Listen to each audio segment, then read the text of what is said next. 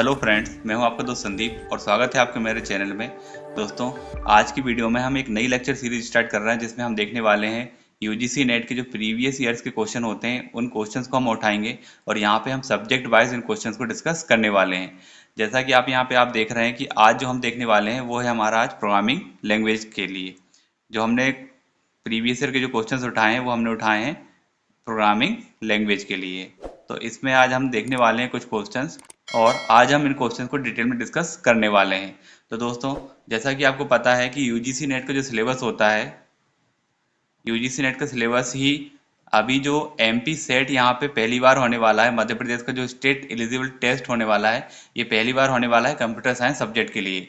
और यहाँ पे जो उन्होंने पूरा सिलेबस उठाया वो किसका उठाया हुआ है, यूजीसी नेट का उठाया हुआ है और पैटर्न भी ये पूरा ये फॉलो कर रहा है। तो यदि आप यूजीसी नेट के प्रीवियस के क्वेश्चन को सॉल्व करते हो तो आपको एमपी सेट की भी तैयारी हो जाएगी। तो इसी हिसाब से हमने इन क्वेश्चन को निकाला है।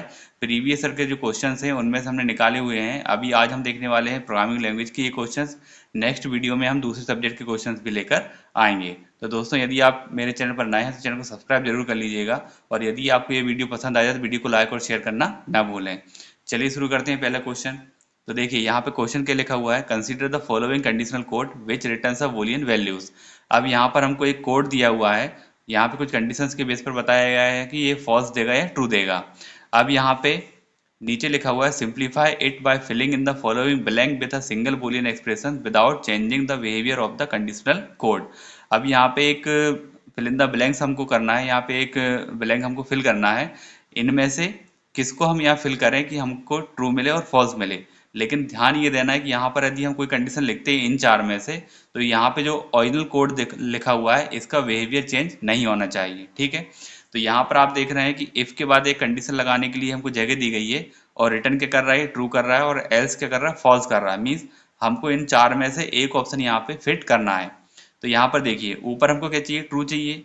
अब यहाँ पे देखिए ट्रू हमको कहाँ कहाँ मिल रहा है, तो ट्रू हमको एक तो यहाँ पे मिल रहा है और एक ट्रू हमको यहाँ पे मिल रहा है। तो यदि हम यहाँ पे ट्रू पे देखें तो यहाँ पे ट्रू में क्या लिखा हुआ है, x लेस देन और equal to 25 logical and y less than equal to 100 यहाँ पे लिखा हुआ है। ठीक है, और ये तो एल्स में ट्रू लिखा हुआ है। अब देखिए यहाँ पे यदि हम देखें तो कंडीशन यहाँ पे एल्स इफ में और यहाँ पे एल्स इफ में, इन दोनों में कंडीशन थोड़ी सेम है। यहाँ पे भी y less than equal to 100 है और यहाँ पे भी y less than equal to 100 है। लेकिन यहाँ पे क्या लिखा हुआ है, x less than equal to 25 लिखा हुआ है और यहाँ पे x ग्रेटर देन 25 लिखा हुआ है। मीन्स यदि x लेस देन 25 और y less than equal to 100 होता है, मीन्स यदि मान लीजिए हम यहाँ पे x की वैल्यू कुछ इस तरह से दे देते हैं, 22 दे देते हैं, ठीक है, और y की वैल्यू मान लीजिए हम यहाँ पे 85 दे देते हैं। ठीक है, अब देखिए यहाँ पे x की वैल्यू 25 से कम ले ली हमने और y की वैल्यू 100 से कम ले ली, तो ये दोनों कंडीशन क्या हो रही है, ट्रू हो रही है। इसका मतलब हमको क्या मिलेगा, ट्रू मिलेगा। ठीक है, तो यहाँ पे हमने क्या मान लिया है कि y की वैल्यू 100 से कम होनी चाहिए और x की वैल्यू 25 से कम होनी चाहिए। यदि हम यहाँ पहली कंडीशन देखें तो पहली कंडीशन क्या लिखी हुई है, x ग्रेटर देन 25। अब यदि यहाँ पे x ग्रेटर देन 25 है logical and y greater than 100 है तो क्या हो रहा है, फॉल्स हो रहा है। तो देखिए यहाँ पे x ग्रेटर देन 25, यहाँ पे है 22 ग्रेटर देन 25, कंडीशन यहीं पे फॉल्स हो गई, मीन्स यहाँ पे ये फॉल्स हो जाएगा। तो यदि हम ये वाला ऑप्शन देखते हैं कि x की वैल्यू हमने 22 ली है और y की वैल्यू 85 ली है, तो ये वाला फॉल्स हो रहा है, ये ट्रू हो रहा है। इसको देख लेते हैं, यहाँ पे लिखा हुआ है x greater than 25 means 22 greater than 25, तो ये अगेन फिर से यहाँ पे फॉल्स हो गया है। y लेस देन 100 तो 85 लेस देन इक्वल टू 100, ये तो ट्रू हो रहा है।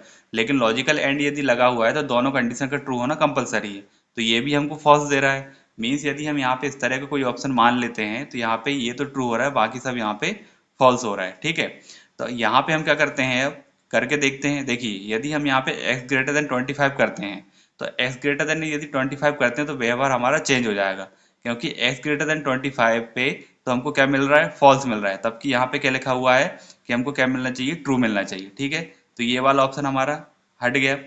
x लेस देन 25, यहाँ पर अभी हमने करके देखा है कि यदि हम x लेस देन 25 करते हैं मीन्स x से 25 से छोटी कोई वैल्यू लेते हैं तो हमको क्या मिलेगा, यहाँ पे ट्रू मिलेगा और हमको यहाँ पे ट्रू चाहिए। मीन्स यदि हम x लेस देन 25 यहाँ पे फिट करते हैं तो हमको ट्रू मिलेगा, और यदि ये कंडीशन फॉल्स ट्रू नहीं होती है, मीन्स यदि हम यहाँ पे x की वैल्यू 25 से कम नहीं लेते हैं तो हमको क्या मिलेगा, फॉल्स मिल जाएगा, जो कि इस बिहेवियर से, इस कोड के बिहेवियर से मैच कर रहा है।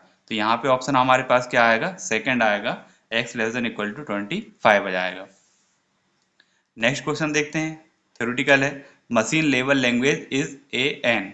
मशीन लेवल लैंग्वेज को क्या कहा जाता है, तो हमको पता होता है कि जो हमारी कंप्यूटर लैंग्वेजेस होती है, प्रोग्रामिंग लैंग्वेजेस होती है, उसको दो पार्ट्स में डिवाइड किया जाता है। पहला होता है हमारा हाई लेवल और दूसरा होता है लो लेवल। हाई और लो का मतलब क्या होता है, पहले जो कोड लिखे जाते थे वो किस पे लिखे जाते थे, मशीन डिपेंडेंट कोड होते थे। ओके, ये क्या होते थे, मशीन डिपेंडेंट होते थे। मशीन डिपेंडेंट का मतलब होता था इनमें जो कोड हम लिखते थे, जो यहाँ पे कीवर्ड या जो कंसेप्ट यूज करते थे, वो किस पे के नियरेस्ट ज़्यादा होते थे, मशीन के नियरेस्ट ज़्यादा होते थे। ठीक है, तो ये हम एक मान के चलते हैं कि एक हमारे पास लो लेवल होता है और एक हाई लेवल होता है। और लो लेवल का मतलब होता है कि यहाँ पे यूजर से ये बहुत दूर होते थे, मीन्स कुछ एक्सपर्ट बंदे होते थे जो ही इन कोड को लिख पाते थे। ठीक है, तो ये क्या होते थे, मशीन डिपेंडेंट होते थे और ये यूजर फ्रेंडली नहीं होते थे, इसलिए इनको क्या बोला जाता था, लो लेवल। ठीक है, जैसे जैसे यूजर एक्सपर्ट होते गए लैंग्वेजेस में, तो उन्होंने कुछ ऐसे यहाँ पे कीवर्ड या ऐसे कंसेप्ट यूज किए जो कि यूजर फ्रेंडली होते थे और आसानी से समझ में आते थे, तो उनको हम क्या बोलते हैं, हाई लेवल। तो यहाँ पे मशीन लेवल सीधा सीधा क्या हो जाता है, लो लेवल लैंग्वेज हो जाती है। अब देखिए नेक्स्ट क्वेश्चन क्या है, विच of the following is wrong about the data type. Data type के बारे में इन चार ऑप्शन में से कौन सा गलत यहाँ पे है। अब डेटा टाइप के बारे में आपको पता ही होगा, डेटा टाइप क्या होता है, ऐसे कंसेप्ट होता है, ऐसे कीवर्ड होते हैं जो डेटा का टाइप बताता है। ठीक है, तो बेसिकली तो इनको तीन कैटेगरी में डिवाइड किया जाता है, फंडामेंटल, ये प्रिमिटिव, उसके अलावा यूजर डिफाइंड और थर्ड होता है ड्राइव। ठीक है, लेकिन यहाँ पे देखते हैं क्या क्या ऑप्शन दिए हैं, इनमें से कौन सा गलत है देखते हैं। यहाँ पे लिखा हुआ है पहला, the number is always positive when qualifier unsigned is used. यहाँ पे क्वालिफायर का यूज किया गया है। जब हम डेटा टाइप यूज करते हैं तो डेटा टाइप के ऊपर दो तरह के क्वालिफायर लगाए जाते हैं, एक होता है साइन क्वालिफायर और दूसरा होता है साइज क्वालिफायर। साइन क्वालिफायर में आपके पास आता है अनसाइंड और साइंड, और साइज क्वालिफायर में आता है लॉन्ग और शॉर्ट। तो यहाँ पे बात हो रही है अनसाइंड के बारे में, तो अनसाइंड क्या है, हमारा साइन क्वालिफायर है। ठीक है, अब देखिए मान लीजिए हम यहाँ पे लिख रहे हैं 5 और 5 के आगे यदि हमने कोई भी सिंबल नहीं लगाया है तो बाय डिफॉल्ट ये क्या माना जाएगा, पॉजिटिव।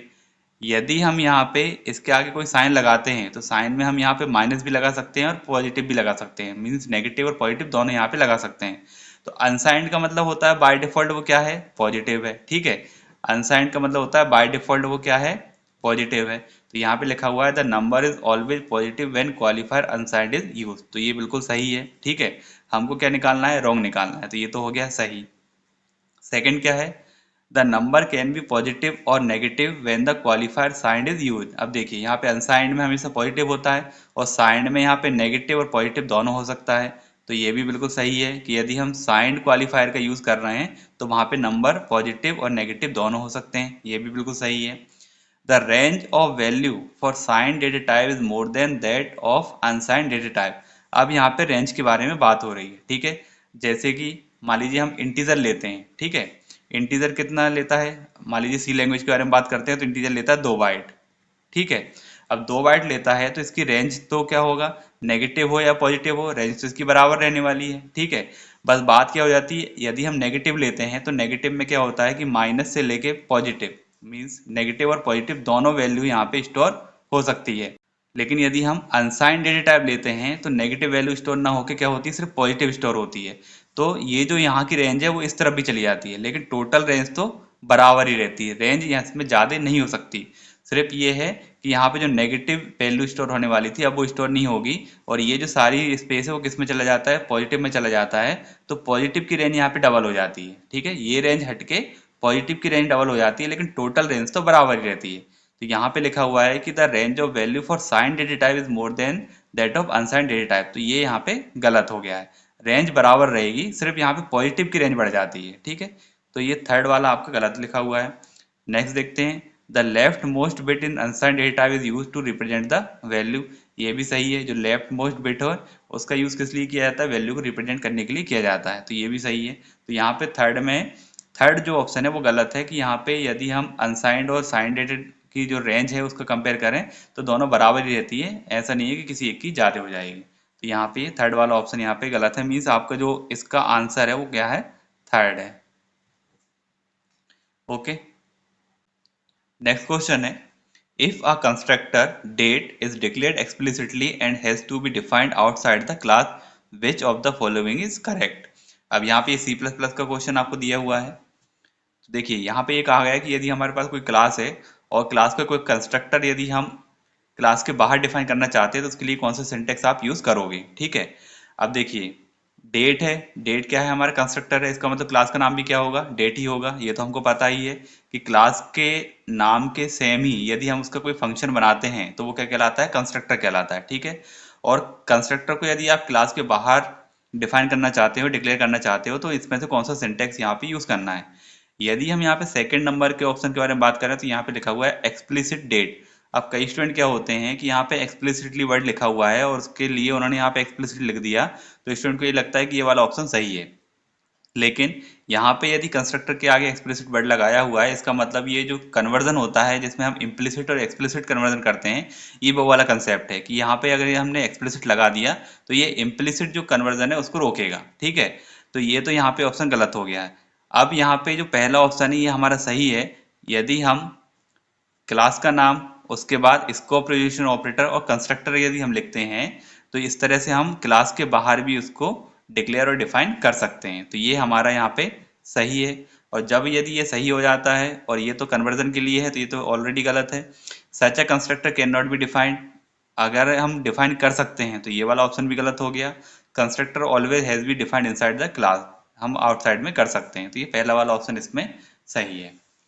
नेक्स्ट क्वेश्चन जो है, let n denote a positive integer, suppose a function f is defined as। अब यहाँ पर हमको एक फंक्शन दिया हुआ है, फंक्शन को कुछ इस तरह से डिफाइन किया गया है कि यदि n की वैल्यू 1 है तब 0 आएगा, और यदि n की वैल्यू 1 से ज़्यादा है तब इस तरह से ये फंक्शन बार बार खुद को कॉल करेगा। ये एक्चुअल में रिकर्सन का एग्जाम्पल है।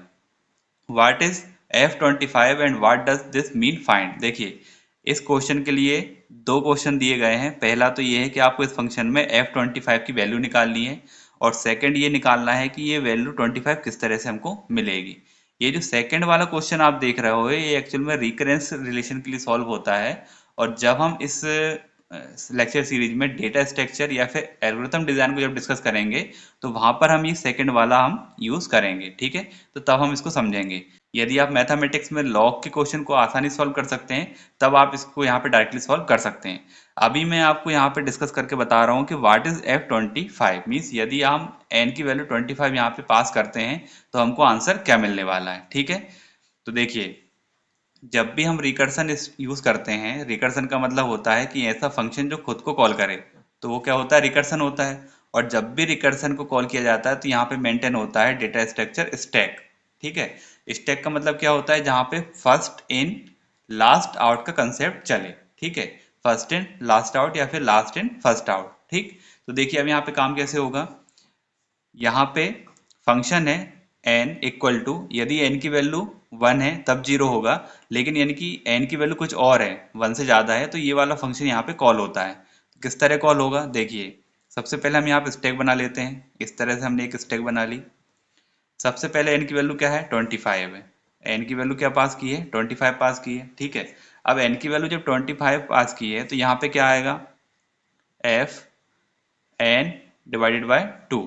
अब यहाँ पे क्या दिया हुआ है आपको, फ्लोर फंक्शन दिया हुआ है। फ्लोर फंक्शन का मतलब क्या होता है, यदि हम किसी नंबर को इस 2 से डिवाइड करते हैं तो जो लोएस्ट इंटीजर आएगा वो इसका आंसर आएगा। जैसे 25 है, 25 को मान लीजिए हमने 2 से डिवाइड किया तो एक्चुअल वैल्यू क्या आएगी, 12.5। ठीक है, लेकिन यहाँ पे फंक्शन लगा हुआ है फ्लोर, इसका मतलब इसका आंसर क्या आएगा, 12 आएगा। ठीक है, फ्लोर के साथ एक और फंक्शन होता है सीलिंग। सीलिंग अगर होता है तो इसकी वैल्यू कितनी आती, 13 आती। वो वहाँ पे अपर लिमिट देखता है, यहाँ पे लोअर देखते हैं। ठीक है, तो वहाँ पे अपर इंटीजर देखा जाता है, यहाँ पे लोअर इंटीजर देखा जाता है। अब देखिए n की वैल्यू क्या है, ग्रेटर देन 1 है, क्योंकि अभी n की वैल्यू क्या है, 25 है। ठीक है, तो यहाँ पे कुछ मैं इस तरह से लिख देता हूँ, यहाँ पे है n की वैल्यू 25 ग्रेटर देन इज 1। ठीक है, यदि 25 है और n की वैल्यू ग्रेटर देन 1 है तो यहाँ पे ये वाला फंक्शन कॉल होगा।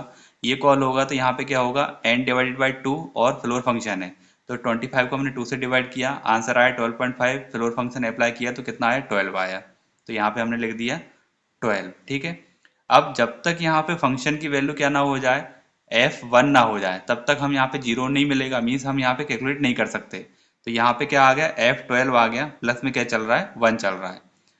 ठीक है, अब यहाँ पे 12 है तो 12 इज ऑलरेडी ग्रेटर देन 1, इसका मतलब ये फिर से कॉल होगा, फिर से कॉल होगा तो 12 को फिर से 2 से डिवाइड किया जाएगा, कितना आएगा 6 प्लस 1, फिर से कॉल होगा तो यहाँ पे अब क्या है 6 ग्रेटर देन 1, इसका मतलब फिर से 6 को डिवाइड किया जाएगा, क्या जाएगा यहाँ पे 3 प्लस 1, अब 3 ग्रेटर देन 1 है, इसका मतलब फिर से कॉल होगा तो इस बार आ जाएगा ये 3 को 2 से डिवाइड करेंगे 1.5, दैट मीन्स यहाँ पे आएगा f1 प्लस 1। ठीक है, अब देखिए जैसे यहाँ पे 1 आया, इसका मतलब यदि n की वैल्यू यहाँ पे 1 हो गई है, 1 इक्वल टू 1, तो इसकी वैल्यू क्या हो जाएगी 0। तो अब क्या होता है रिकर्सन का मतलब, जो सबसे लास्ट में कॉल हुआ है सबसे पहले वो होगा, फर्स्ट इन लास्ट आउट है, सबसे लास्ट में कॉल हुआ है तो सबसे पहले इसको ही इवेल्यूट किया जाएगा, तो यहाँ पे वैल्यू रिटर्न आएगी, यदि n की वैल्यू 1 हो गई तो रिटर्न क्या आएगा 0 आएगा, तो यहाँ पे इस पूरे की वैल्यू क्या आ गई है 0 आ गई। ठीक है, तो यहाँ पे आ गया 0 प्लस 1, टोटल इसका आंसर क्या आया 1 आया। ठीक है, इस पूरे फंक्शन की वैल्यू क्या मिली 1। अब ये कहाँ से आया था, तो ये आया था यहाँ से f3 से, तब f3 की वैल्यू क्या हो गई 1, 1 प्लस 1 कितना हो गया 2, 2 आया था यहाँ से, अब इस पूरे की वैल्यू हो गई 2, 2 प्लस 1 3, तो यहाँ पर आ गया 3, फिर अब 3 यहाँ से आया है, ठीक है 3 यहाँ से आया तो 3 प्लस 1 यहाँ से क्या रिटर्न हो गया 4, तो यदि हम n की वैल्यू 25 रखते हैं तब वो क्या रिटर्न करेगा 4 रिटर्न करेगा। तो यहाँ पर आप देख रहे हैं 4 यहाँ पर भी है और 4 यहाँ पर भी है। अब यदि आप यहाँ पे 25 को यहाँ पे रख के, जैसे यहाँ पे लिखा हुआ है log 2 25, इसको यदि आप सॉल्व कर सकते हैं तो इसका आंसर आप निकाल सकते हो कि यहाँ पे फर्स्ट और थर्ड में से कौन सा सही होगा, नहीं तो यहाँ पे इसको रिकरेंस रिलेशन के बेस पे भी सॉल्व किया जा सकता है, और वो हम देखेंगे एल्गोरिथम डिजाइन में। वैसे मैं आपको बता दूं कि यदि जैसे यहाँ पे log 2 25 लिखा हुआ है, ठीक है, और यहाँ पे फंक्शन कौन सा लगा हुआ है, सब में फ्लोर फंक्शन लगा हुआ है, ठीक है, तो यहाँ पे कुछ हम इस तरह से लिखते हैं कि यहाँ पे जो संख्या है वो 2 के पावर में जाए, तो 2 के पावर में नियरेस्ट क्या आएगा यहाँ पे 4 आएगा। ठीक है, तो ये आपस में कैंसिल हो जाएगा और यहाँ पे क्या बचेगा 4 बचेगा, जो कि हमारा आंसर है। इसका मतलब यदि log बेस 2 25 को सॉल्व किया जाता है तो क्या आता है log 2n आता है, तो इसका आंसर क्या है फर्स्ट है। नेक्स्ट देखते हैं, in what sequence the initialization testing and execution of body is done while using do while loop. अब यहाँ पे डू व्हाइल लूप के बारे में बात की जा रही है कि उसमें ये जो सेक्शंस है ये किस ऑर्डर में आते हैं। ठीक है, तो देखिए डू व्हाइल लूप का सिंटेक्स देखते हैं। सबसे पहले तो डू व्हाइल लूप का सिंटेक्स क्या होता है, सबसे पहले इनिशियलाइजेशन होता है,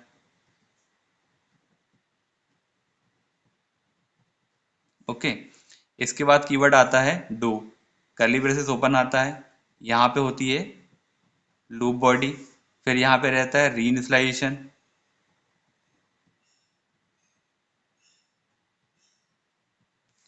ब्रैकेट क्लोज, और फिर वाइल के बाद रहती है कंडीशन।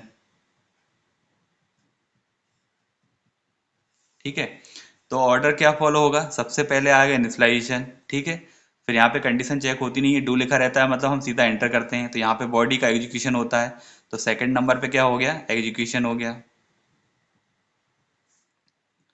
ठीक है, फिर यहाँ से रीइनिशियलाइजेशन होके थर्ड पे क्या होता है कंडीशन चेक होती है। ठीक है, तो यहाँ पे टेस्टिंग, कंडीशन का मतलब क्या है टेस्टिंग, तो थर्ड नंबर पे क्या होता है टेस्टिंग होता है। ठीक है, तो देखिए अब यहाँ पे ऑर्डर देख लेते हैं, पहले नंबर पे क्या है इनिशियलाइजेशन, मतलब सी आपका सबसे पहले आएगा, तो ये पहले नंबर पे आ गया, उसके बाद क्या है एग्जीक्यूशन, तो बी आपका सेकंड नंबर पे आ जाएगा, और थर्ड नंबर पे आएगा टेस्ट द कंडीशन, तो आंसर क्या बनेगा आपका C B D, C B D, तो आपका आंसर होगा 4। ठीक है, 6 नंबर का 4। नेक्स्ट क्वेश्चन देखते हैं, देखिए यहाँ पे दो लिस्ट दी हुई है, आपको उसको मैच करना है, match the list 1 and list 2। List 1 में लिखा हुआ है लोकलाइजेशन पैकेजिंग और binding of a collection of item, इस तरह से, और लिस्ट सेकंड में इंक्लूडेशन, ये सब लिखा हुआ है। तो देखिए यहाँ पे सबसे पहले आपको इस पे ध्यान देना है कि जो पॉइंट आपको सबसे अच्छे से पता है पहले आप उस पर फोकस करिए, ठीक है। देखिए जैसे यहाँ पे बी पे लिखा हुआ है पैकेजिंग और binding of a collection of item. जब हम सी प्लस प्लस या ऑब्जेक्ट ओरिएंटेड प्रोग्रामिंग पढ़ते हैं जिसमें हम उप्स के कंसेप्ट पढ़ते हैं, तो उसके बेस पर ये क्वेश्चन बना हुआ है उप्स कंसेप्ट पे। तो यहाँ पर देखिए एक होता है एनकैप्सुलेशन। एनकैप्सुलेशन का मतलब क्या होता है, जहाँ पे हम बाइंडिंग करते हैं, ठीक है, या पैकेज बनाते हैं किसी चीज को, जो भी कंसेप्ट होते हैं उनको एक जगह रैपिंग करते हैं, तो उसको हम क्या बोलते हैं, एनकैप्सुलेशन बोलते हैं। तो इसका मतलब क्या है, पैकेजिंग और binding of a collection of item, इसको क्या बोला जाता है, एनकैप्सुलेशन बोला जाता है, ठीक है। तो बी का तो ये पक्का है कि इसका आंसर क्या होगा, फर्स्ट होगा।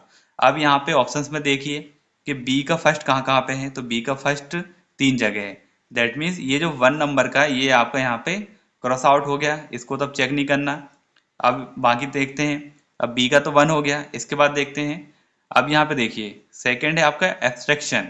तो एब्स्ट्रैक्शन क्या होता है, सिंपल इसकी डेफिनेशन यही होती है, abstraction is a mechanism that enables designer to focus on essential details of a program component. Abstraction की ये डेफिनेशन ही होती है। इसका मतलब सी कहाँ पर पहुंच गया, सेकंड पे पहुंच गया। अब देखिए सी सेकंड पे कहाँ पर है, तो इसमें है, बी फर्स्ट है और सी सेकंड है। तो वैसे तो आपका ये ऑप्शन पता चल गया कि ये सही है, ठीक है। उसके अलावा और देखते हैं। तो अब यहाँ पे देखिए इंफॉर्मेशन हाइडिंग का मीनिंग क्या होता है, suppressing the operational details of a program component, ठीक है। तो डी का फोर्थ है, तो वो भी यहाँ पे मैच कर रहा है। और बचा फिर ए का third, localization, characteristic of software that indicate the manner in which information is concentrated in program. तो ये थ्योरेटिकल था, ये आपका ऑप्शन इसमें थर्ड है। नेक्स्ट देखते हैं, pointers can not be use to. Pointers के बारे में है, पॉइंटर्स के लिए क्या क्या बताया, pointers can not be use to, pointers कहाँ कहाँ मतलब पॉइंटर किस लिए यूज नहीं किया जा सकता। Find the address of a variable in memory. यदि हमने पॉइंटर थोड़ा बहुत भी पढ़ा है आपने, तो पॉइंटर का आपको पता होगा, पॉइंटर क्या होता है कि स्पेसिफिक टाइप का वेरिएबल होता है जो कि दूसरे वेरिएबल का एड्रेस होल्ड करता है। मान लीजिए हमारे पास एक वेरिएबल है ए और एक हमने यहाँ पे पॉइंटर टाइप वेरिएबल बनाया पी। तो पी को हम कुछ इस तरह से यहाँ पे इनिशियलाइज कर सकते हैं कि ए का एड्रेस कहाँ जा सकता है, पी में जा सकता है। तो यहाँ पे लिखा हुआ है find the address of a variable in memory. तो मेमोरी में किसी वेरिएबल के एड्रेस को फाइंड करने के लिए पॉइंटर का यूज किया जा सकता है। तो ये तो यहाँ पे सही है, इसकी कोई दिक्कत नहीं। फिर लिखा हुआ है रेफरेंस वैल्यू डायरेक्टली, ये गलत है, ठीक है। पॉइंटर का यूज आप किसी भी वैल्यू को डायरेक्टली रेफरेंस करने के लिए नहीं कर सकते, पॉइंटर हमेशा एड्रेस के थ्रू ही काम करता है। तो ये यहाँ पे हो गया है कि pointers can not be use to reference value directly. बाकी तो आगे देखिए, सिमुलेट डायनेमिक डाटा स्ट्रक्चर, बिल्कुल डायनेमिक डाटा स्ट्रक्चर में आपको पॉइंटर का यूज करना रहता है और उसको मैनिपुलेट करने के लिए भी यूज करोगे। तो यहाँ पे ऑप्शन आपका हो गया है सेकंड नंबर का। इसके बाद which statement is false, functions के ऊपर है। फंक्शन आपको पता ही है क्या होते हैं। दोस्तों मेरे चैनल पर सी लैंग्वेज की पूरी प्लेलिस्ट डली हुई है जिसमें हमने डिटेल में हर कंसेप्ट को डिस्कस किया हुआ है। तो यदि आप उस प्लेलिस्ट को देखते हैं तो बहुत सारे आपके जो डाउट्स हैं वो क्लियर हो जाएंगे। मैं इस वीडियो के डिस्क्रिप्शन बॉक्स में भी उसकी लिंक दे देता हूँ।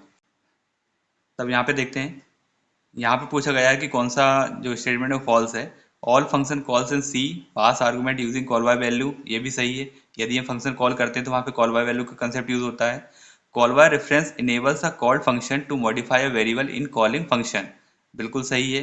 कॉल बाय रेफरेंस का जब हम यूज करते हैं तो वहाँ पे क्या होता है कि यदि हम एक्चुअल वैल्यू पे काम कर रहे हैं तो एक्चुअल वैल्यू की कॉपी पास ना होकर एक्चुअल में उसका एड्रेस पास होता है। तो कॉल बाय रेफरेंस के थ्रू क्या होता है कि जो एक्चुअल वैल्यू है वो भी आपकी मॉडिफाई हो जाती है, तो ये भी सही है। Call by value always more efficient that call by reference, ये गलत है, ठीक है। Call by value always more efficient, जबकि इसका अपोजिट होना था कि call by reference always more efficient that call by value. तो यहाँ पे ये जो ऑप्शन है ये आपका गलत है, मीन्स 9 का जो आंसर है वो क्या है, थर्ड है। Programmers use pointers and interaction operation to simulate call by reference, ये भी सही है। Next question, a top down approach to programming calls for. अब टॉप डाउन अप्रोच में क्या क्या होता है तो देखते हैं। 4 स्टेटमेंट लिखे हुए हैं और बताना है कि इसमें से कौन कौन से ट्रू है। पहला स्टेटमेंट है working from the general to specific, working from general to specific, चलिए ये भी सही है। टॉप डाउन अप्रोच में क्या होता है, जनरल से स्पेसिफिक की तरफ जाते हैं, तो ये तो हमारा सही है, ठीक है। Postpone the mirror decisions, postpone the mirror decision, इसको देखते हैं अभी। ए सिस्टमेटिक अप्रोच, तो ये भी सही है, सिस्टमेटिक अप्रोच होती है उसमें। और फोर्थ है intermediate coding of the problem, intermediate coding वगैरह इसमें नहीं होती है टॉप डाउन अप्रोच में, तो ये तो हट गया है। यहाँ पे बचा है हमारा फर्स्ट और थर्ड, तो सही है, ठीक है। तो यहाँ पे देखते हैं फर्स्ट और थर्ड कहाँ मैच कर रहा है। फर्स्ट और थर्ड मैच कर रहा है आपका ऑप्शन नंबर थर्ड में। तो 10th का ये सही है कि टॉप डाउन अप्रोच में क्या क्या होता है, फर्स्ट सेकंड थर्ड, ये तीन स्टेटमेंट होते हैं। Working from the general to specific, postpone the mirror decision, a systematic approach. Okay friends, तो आज की वीडियो में बस इतने ही क्वेश्चंस हैं। नेक्स्ट वीडियो में हम दूसरा सब्जेक्ट लेकर आएंगे। यदि आपको वीडियो पसंद आए, वीडियो को लाइक करें, शेयर करें और चैनल को सब्सक्राइब करें। Thank you.